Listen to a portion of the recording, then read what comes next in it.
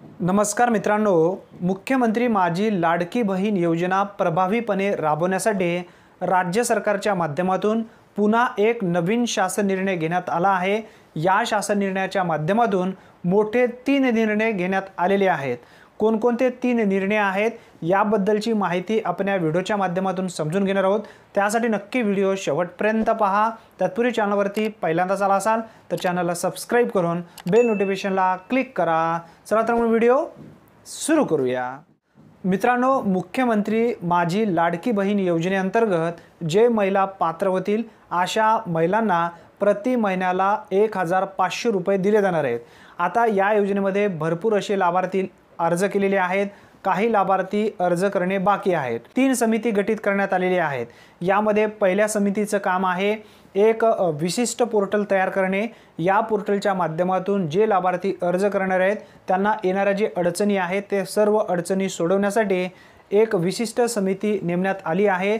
त्यानंतर दुसरी समितीचं काम आहे ते म्हणजे जे लाभार्थी महिला पूर्वी कोणत्या योजनेमध्ये लाभ घेत असतील, उदाहरणार्थ याच्यामध्ये जर पाहायला गेला PM किसान सन्मान निधी योजना असेल, त्यानंतर पोषण असेल, मनरेगाची योजना असतील, त्यानंतर PM स्वनिधी योजना असेल, त्यानंतर जननी सुरक्षा योजना असेल, त्यानंतर प्रधानमंत्री मातृ वंदना योजना असेल, या व्यतिरिक्त काही योजनेमध्ये जे महिला लाभ घेत असतील अशा महिलांना परत मुख्यमंत्री माझी लाडकी बहीण योजनेमध्ये सहभाग करून घेण्यासाठी दुसऱ्या समितीचं काम असणार आहे। जे काही युनिक लिस्ट आहे गाव पातळीवर त्याची करणे आणि त्यांना त्या योजनेमध्ये समाविष्ट करून घेण्यासाठी एक विशिष्ट समिती नेमण्यात आली आहे। ही दुसरी समिती काम करणार आहे।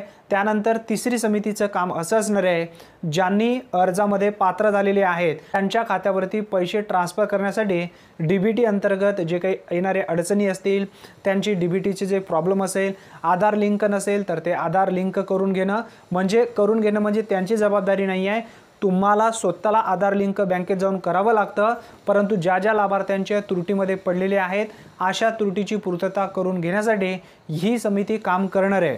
मित्रांनो, अशा पद्धतीने राज्य सरकारच्या माध्यमातून जो नवीन शासन निर्णय घेण्यात आलेला आहे या शासन निर्णयामध्ये स्पष्टपणे सांगण्यात आलेलं आहे या 3 समितीने व्यवस्थितरित्या लाभार्थ्यांना येणाऱ्या अडचणी सोडून जे काही त्यांचे निराकरण करायचे आहे ते सर्व करणं आणि व्यवस्थितरित्या लाभार्थ्यांच्या खात्यावरती पैसे ट्रान्सफर करणं, अशा पद्धतीने ही समिती गठीत करण्यात आलेली आहे आणि यासाठी हा शासन निर्णय घेण्यात आलेला आहे।